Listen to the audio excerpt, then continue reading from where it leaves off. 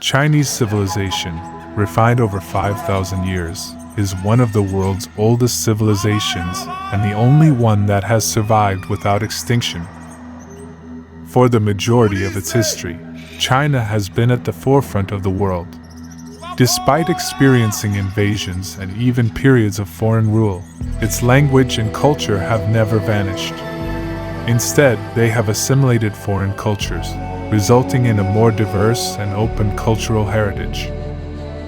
Even in the past century, when China missed out on the Industrial Revolution and went through periods of aggression and internal conflicts, it faced poverty. However, relying on its remarkable ideas and cultural heritage ingrained in its genes, China rapidly adjusted and rose within the past 20 years, becoming one of the most powerful countries in the world.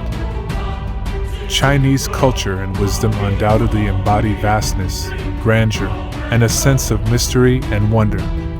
It is like a great melting pot, constantly assimilating foreign ideas, discarding the false and retain the true, and evolving itself. Over the course of these 5,000 long years, numerous military strategists, politicians, thinkers, and philosophers have emerged, leaving behind countless cultural treasures. Today, let us together delve into the mysterious wisdom of the East through surviving fables, allegories, and historical allusions. Studying ancient Eastern wisdom helps unlock the door to thinking, broaden horizons, and add another dimension to problem solving. It allows us to apply different wisdoms in handling various relationships and situations in reality. By combining the wisdom of the East and the West, one can excel in strategic planning and surpass others. The legend of Houyi Shooting the Sun originates from the ancient book Shanhai Jing. Many ancient texts mention the appearance of the character Houyi in Chinese history during the Xia dynasty, approximately around 2070 BC to 1600 BC. Legend has it that in ancient times, there were 10 suns in the sky, all sons of the Eastern Sky Emperor.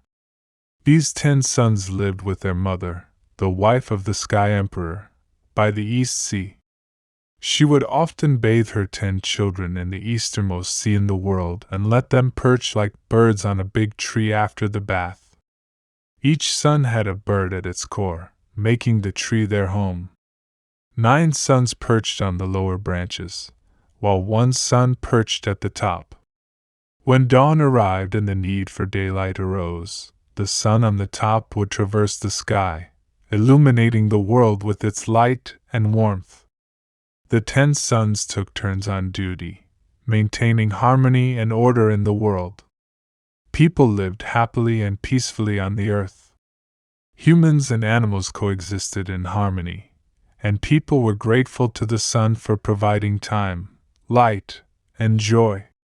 They often faced the sky, bowing and saluting in reverence. However, this situation went on for too long, and the 10 suns became bored.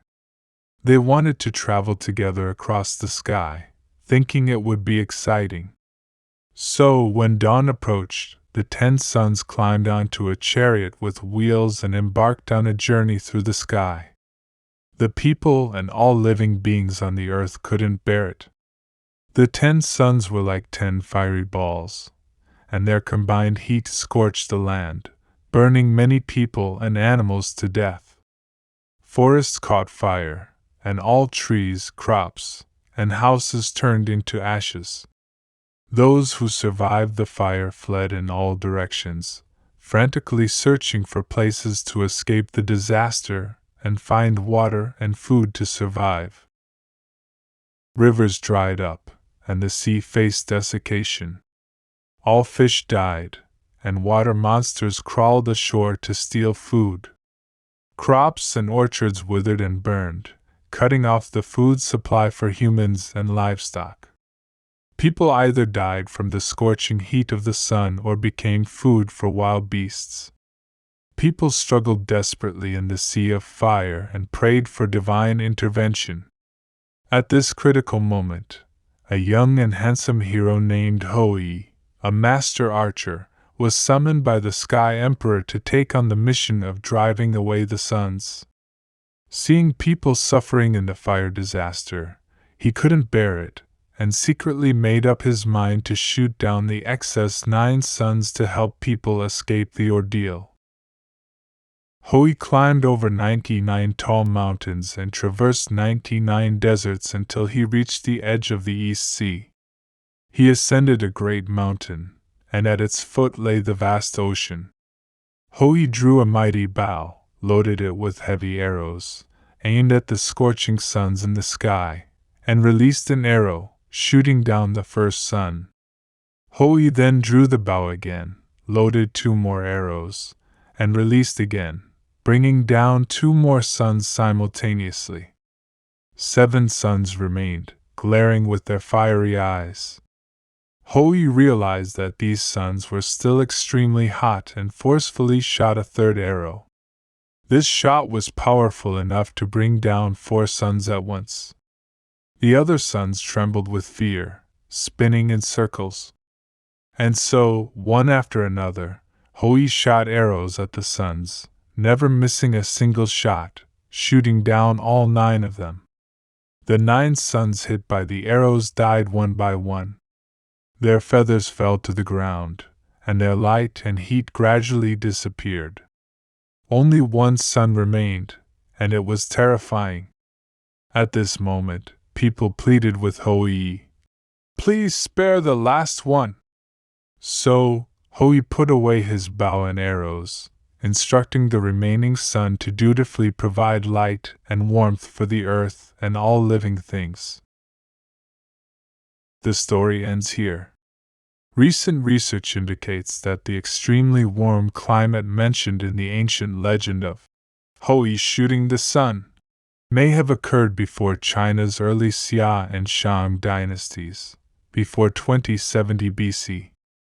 While Houyi shooting the sun may be a myth, the occurrence of extremely high temperatures in prehistoric times seems to be a factual event. A professor at NASA speculates that the event of Houyi shooting the sun was, in fact, a comet impact on Earth. Comets, being loose in texture, could disintegrate into a series of celestial bodies when captured by a planet due to tidal forces.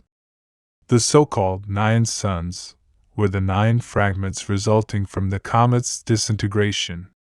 As these 9 celestial bodies entered Earth's atmosphere, the friction caused them to emit light and heat, resembling suns. This aligns with the description in Shanhai Jing that 9 suns stood on branches, and 1 stood on top of a branch. Subsequently, these sun-like objects would quickly collide with the Earth. Due to the comet's loose texture, these impacts would not leave distinct meteorite craters, resulting in scorched and blackened areas, just as described in Shanhai Jing as Houyi shooting 9 suns, causing scorched earth. Returning to the story itself, its central theme is not as explicit as in the story of Yugong removing the mountains, but it does metaphorically convey a certain spirit.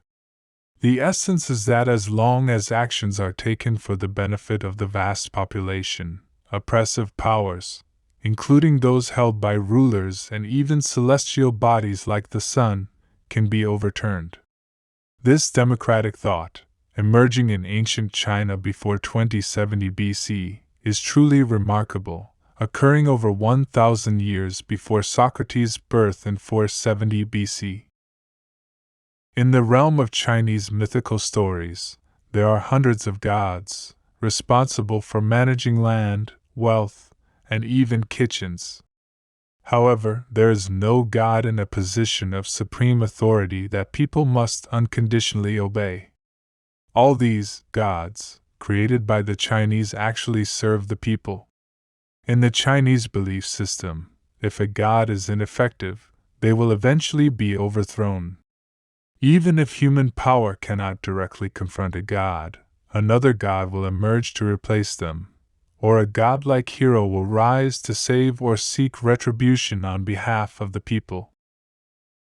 Thus, the Chinese have never been subservient to authority, and have been unwilling to be mere subjects. Even when facing foreign invasions, the conquerors were unable to completely subdue them in terms of thought and culture. Throughout China's long history spanning thousands of years, there were 24 dynasties, with over half of them being overthrown due to oppressed people rising in rebellion or joining another faction to overthrow the rulers. Given that the Chinese inherently do not fear authority, ruling them has always been a challenging task. It requires rulers to employ various artful means. In future discussions, I will dedicate a separate chapter to explore the exceptional ruling methods and management techniques employed by numerous famous emperors in history. Please stay tuned for that. Don't miss out on this potentially life-changing opportunity. If you want to gain more insightful wisdom, go ahead and tap that like button, subscribe to our channel, and help us keep producing high-quality content. And don't forget to click the bell icon below the video, so you'll be the first to receive our latest updates, and never miss a chance to enhance yourself.